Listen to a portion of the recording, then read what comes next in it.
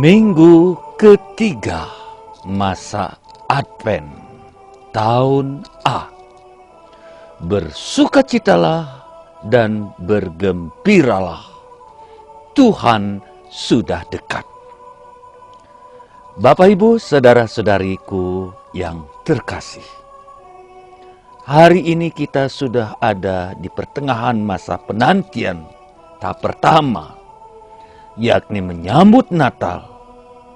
Namun jangan lupa, penantian yang lebih mendalam, yang sesungguhnya adalah penantian kedatangan Tuhan untuk kedua kalinya. Suasana melalui bacaan-bacaan liturgi hari ini mengundang kita untuk bersukacita.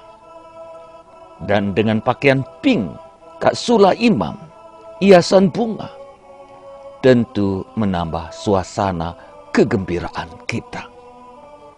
Nah, bagaimana kabar Anda hari ini? Ada sukacita gembira, bukan?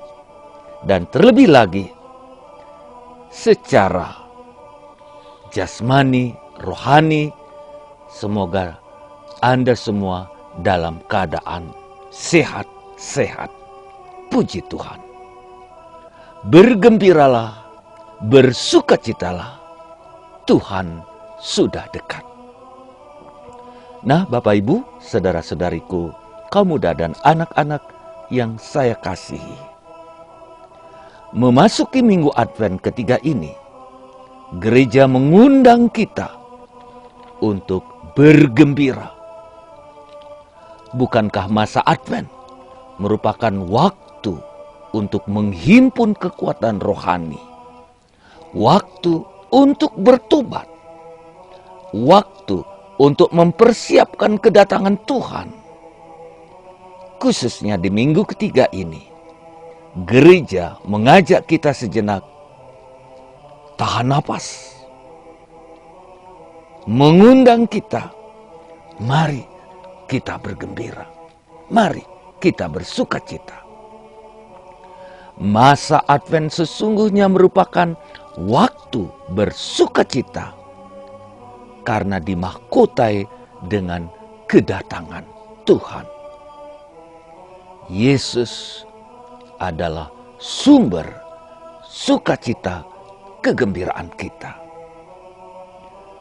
Kedua bacaan hari ini mengundang kita untuk bergembira, bersukacita dalam Tuhan. Amin. Amin. Nah, mari kita dalami ungkapan kegembiraan yang diungkapkan lewat fenomena alami yang diungkapkan oleh Yesaya dalam bacaan pertama. Padang gurun, padang kering yang diwarnai sorak-sorai dengan bunga-bunga yang mekar. Tentu pertanyaan kita, mana ada bunga di padang gurun? Nah, itu dia. Dan itu terjadi sesuai dengan ramalan Yesaya. Bunga mawar yang berbunga lebat. Begitulah kemuliaan Tuhan yang datang. Semua bergembira, semua bersorak-sorai. Dan bagaimana Anda? Tentu saja di tengah malapetaka, di tengah kesulitan, kesedihan, tantangan, cobaan yang tidak henti-hentinya, malapetaka. Mampukah kita bergembira? Dan kita harus bergembira karena Tuhan datang di tengah-tengah kita. Kehadiran Tuhan di bumi ini, di hati kita, tentu saja dimulai dengan undangan untuk bergembira. Tentu saja kita menyambut dalam hati kita sukacita Ibu Maria, sukacita keselamatan, sukacita pengampunan yang dibawa oleh Tuhan kita Yesus Kristus. Kita perjanjian lama katakan, lihat Tuhan datang membawa pembalasan bagi musuh-musuhmu. Ia sendiri datang menyelamatkanmu. Lihat, orang buta melihat, orang tuli mendengar, orang lumpuh meloncat-loncat seperti rusa. Orang bisu bersorak-sorai. Sukacita abadi memenuhi hati mereka. Apakah Anda juga bersukacita? Kita patut bersukacita, meski harus melewati masa-masa sulit. Santo Petrus katakan, karena kita disatukan dalam penderitaan dan salib Kristus, bersukacitalah, supaya kita masuk dalam sukacita Kristus. Meski banyak cobaan dan kesulitan, kita harus tetap bersukacita. Bukankah Yesus dalam kesempatan khotbah di bukit mengatakan, siapa yang berbahagia? Berbahagialah yang miskin, yang ditekan, yang dihina, yang dikejar-kejar, yang dipenjarakan. Karena bagi merekalah kerajaan surga. Bapak, Ibu, saudara-saudariku yang terkasih, kegembiraan yang Tuhan berikan kepada kita melahirkan rasa syukur. Kegembiraan kita menjadi penuh dan sempurna begitu kita tahu bersyukur kepada Tuhan untuk segala kebaikan peristiwa yang kita terima, yang kita alami. Meski kita menerima karunia dari Tuhan, namun bila kita egois, hanya ingat diri, tidak mau berbagi, kebahagiaan dan sukacita kita tidak memberi arti bagi hidup kita. Akan menjadi kosong, akan menjadi lemah, dan tidak berarti. Nah, Bapak Ibu, saudara-saudariku yang terkasih, Injil meski tidak bicara langsung ajakan bersukacita, Yohanes melalui nubuat Nabi Yesaya mengatakan janji Tuhan tengah diwujudkan. Mesias yang datang penuh kuasa, ia membawa api di mana-mana, penuh daya sebagai hakim. Namun hakim yang penuh belas kasihan, yang menyambut setiap orang. Yesus katakan, janji Yesaya kini sedang diwujudkan. Sampaikan kepada Yohanes. Orang buta melihat, orang lumpuh melompat-lompat bagaikan kijang. Orang lepra dimurnikan, orang tuli mendengar. Orang mati dihidupkan.